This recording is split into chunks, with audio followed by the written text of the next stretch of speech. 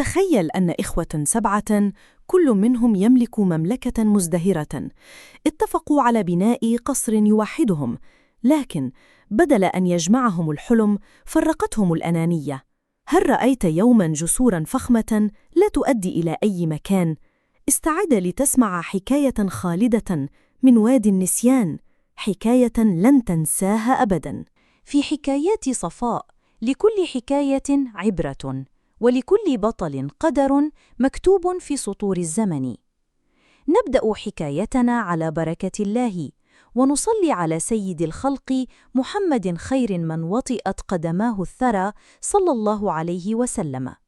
فشدوا الرحال معنا إلى زمن كانت فيه الحكمة تخرج من فم الحكوات، والسحر يختبئ بين طيات الكلام. في قديم الزمان السحيق، حيث تتشابك خيوط القدر مع أنسجة الزمن، كان هناك واد عميق يسمى وادي النسيان. لم يكن وادياً عادياً، بل كان يحمل في طياته إسراراً منسية وهمسات أرواح قديمة. على سفوحه الشاهقة تربعت 7 قرى مزدهرة، كل قرية يحكمها أخ من الإخوة 7 أبناء الملك الحكيم ألفارس، الذي وحد مملكة الضفاف 7 بعد حروب طاحنة، وأرسى دعائم السلام والازدهار قبل أن ترحل روحه الطاهرة إلى عالم الخلود. لم تكن هذه القرى مجرد تجمعات بشرية، بل كانت ممالك مصغرة يضج كل منها بالحياة والثقافة المتفردة، لكنها كانت معزولة عن بعضها بحدة، مفصولة عن بعضها بضفاف وادي مسيان الغامض.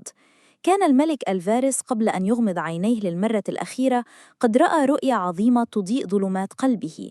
رأى قصراً فخماً يرتفع في قلب الوادي، قصراً يتلألأ كجوهرة نادرة، يجمع الإخوة 7 تحت سقفه، رمزاً لوحدتهم وقوتهم الخالدة.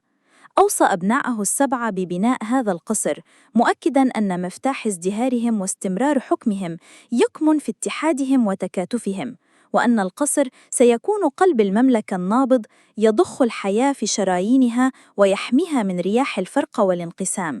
استجاب الإخوة لوصية أبيهم، وعزموا على بناء قصر الوحدة في قلب الوادي، مكاناً تتلاقى فيه طرقهم وتتوحد فيه قلوبهم.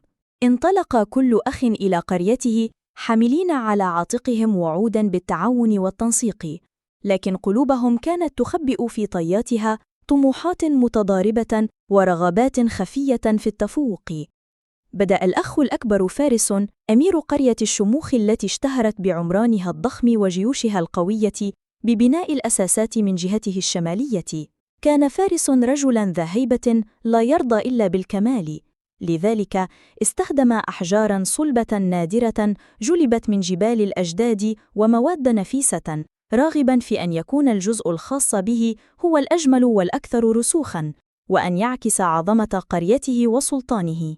وفي المقابل بدأ الأخ الثاني ليث، أمير قرية الأصالة المعروفة بفنونها المعمارية وزخارفها المعقدة من الجهة الجنوبية. اعتمد ليث على تصميمات فريدة وزخارف فنية لا مثيل لها، ساعياً لإبراز براعته الهندسية وذوقه الرفيع، متمسكاً بأن الجمال هو أساس كل شيء. وهكذا توالى الأشقاء، كل يبدأ في بناء نصف جسر من قريته باتجاه القصر، يحمل كل نصف بصمة أخيه وذوقه الخاص. الأخ الثالث صقر، من قرية العزم التي اشتهرت بقوة عمالها وسرعة إنجازهم، كان يتفاخر بقوة عماله وسرعة إنجازهم، مؤمناً بأن الإنجاز السريع هو مفتاح النجاح. بينما بدر، الأخ الرابع، من قرية الأمل التي امتازت بالحدائق الغناء والزهور الفواحة، كان يركز على النقوش الدقيقة والزخارف المعقدة، مضيفاً لمسة فنية فريدة تجعل جسره كحديقة معلقة. أما زين، الأخ الخامس، من قرية الوفاء التي اشتهرت بكرم أهلها وطيبتهم، فقد أولى اهتماماً خاصاً للممرات والحدائق المحيطة بجسر قريته، مؤمناً بأن الراحة والجمال المحيق يكملان أي بناء. بينما نور، الأخ السادس، من قرية الحكمة التي اشتهرت بعبقرية مفكريها وفلاسفتها، كان يدرس مسار الشمس والرياح واتجاهات النجوم ليصمم جسراً عملياً ومريحاً، مؤمناً بأن العلم هو أساس كل تقدم. وأخيراً، آدم، الأخ الأصغر من قرية الجمال التي اشتهرت ببساطة أهلها وذوقهم الرفيع في الفن، فكان يحلم بقصر يجمع بين البساطة والرقي، فبنى جسراً أنيقاً لكنه بسيط في تصميمه، معتقداً أن الجمال يكمن في البطء والتأمل. مع مرور الأيام وتصاعد الأبنية، بدلاً من أن يتقاربوا ويتشاوروا حول نقطة التقاء الجسور، دب الخلاف بينهم كالنار في الهشيم. كل أخ كان يرى أن رؤيته هي الأصح، وأن تصميمه هو الأجدر بالوصول إلى القصر. جسري يجب أن يلتقي بمنتصف القصر تماماً دون أي انحراف، قال فارس بغطرسة، واضعاً خطة صارمة لا تقبل التعديل. بل يجب أن يكون هناك انحناء بسيط ليبرز جمال تصميم الفريد، فالاستقامة مملة، رد ليث بعناد، رافضاً أي تنازل عن لمساته الفنية. سرعتي في الإنجاز تتطلب مساراً مباشراً، أي انحراف سيعطل العمل. صرخ صقر غير مهتم بالتفاصيل الدقيقة بقدر اهتمامه بالانتهاء. أنا لا أرى سوى أن جسري بنقوشه وزخارفه هو الذي يستحق أن يغي تصميمه. هل نسيتم أن الممرات الجانبية والحدائق هي التي تضفي الروح على المكان؟ يجب أن يكون المدخل فسيحاً، عارض زين متمسكاً بفكرته. ألا ترون أن الانحناء يجب أن يكون بزاوية كتبه الفلكية؟ لما كل هذا التعقيد؟ البساطة مبالغ فيها، همس آدم متألماً من خلافات إخوته. تعالت الأصوات وتداخلت الآراء وتحولت جلسات التشاور التي كان من المفترض أن تجمعهم إلى ساحات للجدل العقيم. كل أخ كان يرى أن صوابه مطلق، وأن أي تنازل عن فكرته هو هزيمة شخصية. بدأوا في التنافس الخفي ثم العلني ليروا من منهم سينتهي من بناء نصف جسره أولاً، أو من منهم سيبنيه بأكثر المواد فخامة أو بأكثر الزخارف تعقيداً. نسيوا تماماً أن الهدف الأساسي هو الوصول إلى القصر معاً بدلاً من بناء تحفة فنية منفصلة. أخذ كل أخ يتغنى بجمال نصف الجسر الذي بناه، وكأن كل منهم يبني قصره الخاص بدلاً من قصر مشترك. أصبحت ممراتهم ومداخلهم تحفاً فنية منفصلة لكنها لم تكن تتلاقى. ظل القصر في قلب الوادي شامخاً ووحيداً لا يصله أحد، تحيط به 7 أنصاف جسور، كل نصف ينتهي عند فراغ، يصرخ بصمت بالفشل في التفاهم.